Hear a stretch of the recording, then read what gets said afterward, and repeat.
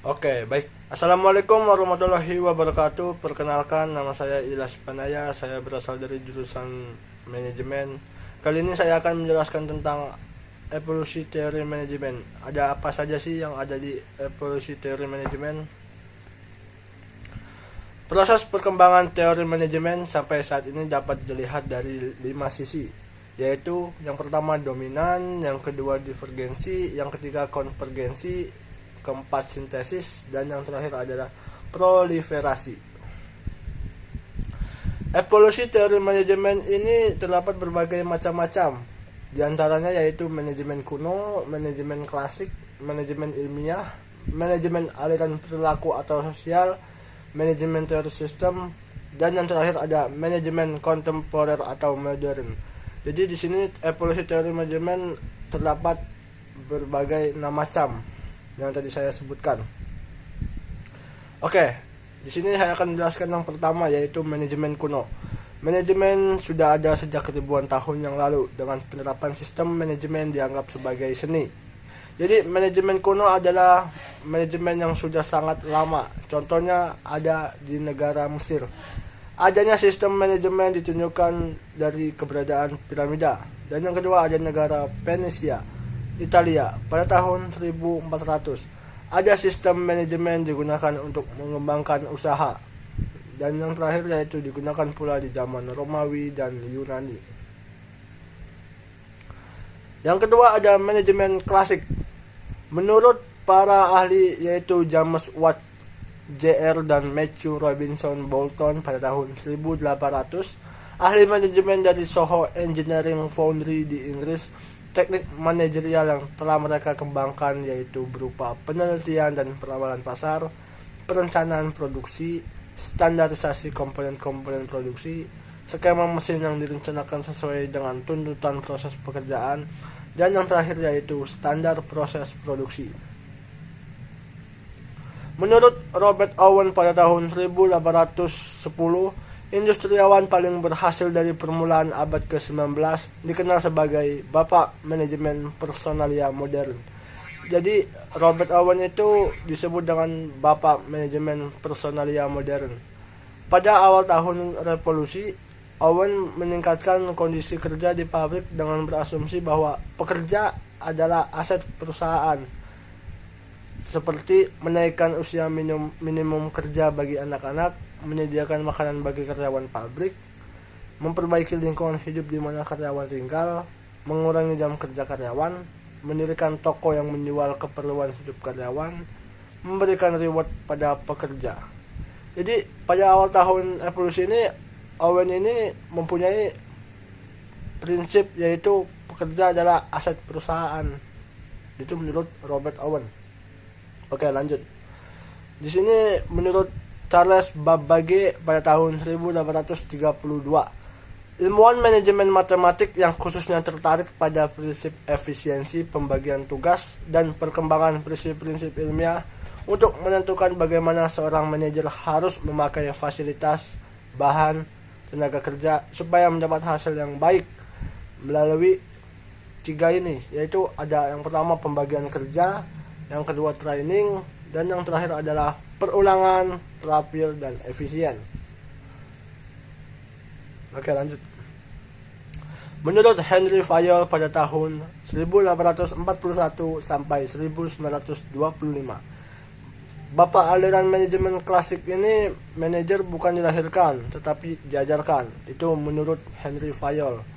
Kegiatan bisnis dibagi menjadi 6, yaitu teknis produksi, keuangan aliran dana, pencairan dan penggunaan optimum atas modal, akuntansi, pencatatan dan pengukuran transaksi, komersial atau dagang, bahan baku dan penjualan, keamanan karyawan dan aset perusahaan, dan yang terakhir ada manajerial. Dan yang ketiga ada manajemen ilmiah, muncul sebagai perkembangan dari teori manajemen klasik dengan kebutuhan meningkatnya produktivitas. Menurut Frederick W. Taylor pada tahun 1856 sampai 1915, dikenal sebagai Bapak Manajemen Ilmiah. Menjadi perhatian utamanya yaitu Peningkatan efisiensi dalam produksi tidak hanya untuk menurunkan biaya dan menaikkan laba, tetapi untuk memungkinkan penambahan upah bagi pekerja melalui produktivitas yang lebih tinggi. Di sini ada 3, yaitu bapak manajemen, studi waktu setiap pekerja, time percent motion study, sistem pembayaran diferensial, sistem bonus. Di sini prinsip manajemen ilmiah ada 4, yaitu mengembangkan ilmu bukan perkiraan. Jadi ilmu itu dikembangkan bukan kayak dikira-kira. Dan yang kedua ada memilih dan melatih karyawan. Memilih dan melatih karyawan, yaitu prinsip ini untuk menciptakan agar karyawannya terlatih dengan baik atau bekerja dengan bagus.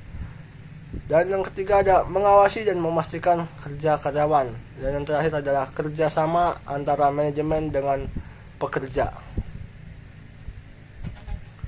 Manajemen aliran perilaku. Ini yang keempat berarti.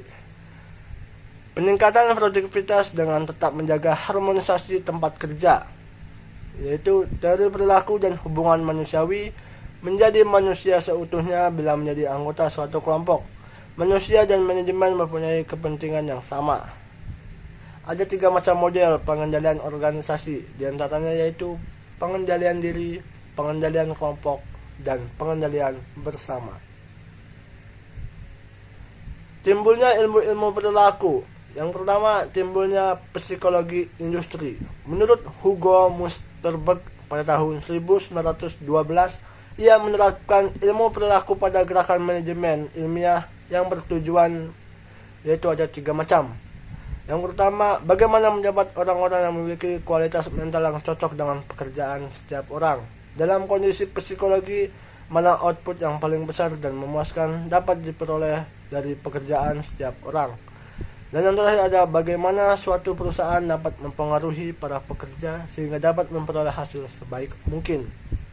Lanjut. Yang kedua ada pertumbuhan manajemen personalia. Menurut B. Schwabum Rowntree, ilmu manajerialnya dilandaskan atas 2 prinsip, yaitu apapun yang menjadi alasan setiap individu untuk ikut serta dalam industri. Tujuan dasarnya yang haruslah pelayanan kepada masyarakat. Yang kedua ada industri adalah suatu hal yang manusiawi, di mana pria dan wanita mendapatkan nafkah demi hidup yang lebih layak. Lanjut. 3. Pengembangan pendekatan sosial terhadap manajemen. Menurut Max Weber, dia menganalisis secara empiris mengenai gereja, pemerintahan, ketentaraan, dan perusahaan yang menyebabkan dia yakin bahwa hierarki otoritas dan birokrasi merupakan fondasi segala organisasi sosial. Teori birokrasi ini terdapat berbagai macam ya, yaitu yang pertama ribuan anggota, aturan yang jelas, yang kedua aturan yang jelas, 3 desain struktur organisasi yang efisien, dan yang terakhir ada penekanan pada prestasi dan evaluasi. Lanjut, perilaku manusia didorong kebutuhan aktualisasi diri, self actualization dalam bahasa Inggrisnya. Dan yang kelima ada manajemen teori sistem. Di sini terbagi menjadi 4 macam, yaitu keseimbangan tujuan organisasi dengan tujuan pekerja atau individu. Yang kedua ada manajer memahami zona of acceptance. Yang ketiga adalah manajer dapat memanfaatkan kelompok informal dalam organisasi. Dan yang terakhir adalah setiap organisasi formal harus mencakup unsur-unsur sistem fungsionalisasi, sistem perangsang efektif dan efisien, sistem kekuasaan, dan yang terakhir ada sistem pengambil keputusan. Dan yang itu menurut Chester Barnard pada tahun 1886 sampai 1961. Lanjut, manajemen kontemporer. Yang pertama, kontribusi pikiran manajemen modern. Sejumlah cendekiawan berusaha meningkatkan efisiensi dalam pemerintahan melalui perbaikan praktik, kepegawaian, dan manajemen. Contohnya yaitu Woodrow Wilson dan sarjana-sarjana seperti Lader Gulick. 2. Kontribusi dari para manajer perusahaan. Menurut Russell Bob tahun 1910 memberikan kuliah mengenai organisasi. Berkat pengalamannya di perusahaan, dia memandang organisasi sebagai sarana pemanfaatan para pekerja. Dan yang kedua ada menurut Denison pada tahun 1913 mengembangkan konsep motivasi, kepemimpinan, dan tim kerja, dan menganalisis pengaruh faktor struktur organisasi terhadap kepribadian. Lanjut, yang ketiga yaitu kontribusi dari para ahli keperilakuan. Ilmuwan yang melakukan percobaan mulai tahun 1927 sampai 1940-an, diantaranya yaitu ahli sosiologi memberikan pemahaman tentang anatomi organisasi melalui pekerjaan mereka. Yang kedua, ahli psikologi memberikan pengertian manajemen melalui penerangan terhadap aspek perilaku manusia. Yang ketiga yaitu mengintegrasikan pendekatan-pendekatan sebelumnya. Yang keempat, pendekatan sistem. Yang kelima, pendekatan situasional. Yang keenam, pendekatan hubungan manusiawi baru. Dan yang terakhir adalah pandangan integratif. Oke, jadi di sini kesimpulannya yaitu tentang materi evolusi teori manajemen adalah evolusi merupakan terjadinya suatu perubahan dari waktu ke waktu atau diartikan dengan perkembangan secara perlahan. Sedangkan teori adalah membahas tentang perubahan atau perkembangan menurut para ahli-ahli. Itu merupakan teori. Evolusi terdapat 7 macam, yaitu manajemen kuno, manajemen klasik, manajemen ilmiah, manajemen aliran perilaku atau sosial, manajemen teori sistem, dan yang terakhir adalah manajemen kontemporer. Berbagai macam menurut para ahli menjelaskan tentang evolusi teori manajemen. Beberapa asumsi yang mereka buat mungkin tampak sederhana dan tidak penting bagi manusia yang hidup di zaman sekarang. Padahal jelas hal tersebut sangat penting karena merupakan sebagian dari ilmu. Dan yang terakhir yaitu sudah selesai. Terima kasih. Kurang lebih baiknya mohon maaf bila ada kesalahan maupun ucapan maupun kata maupun lisan. Wassalamualaikum warahmatullahi wabarakatuh. Sampai bertemu di video selanjutnya.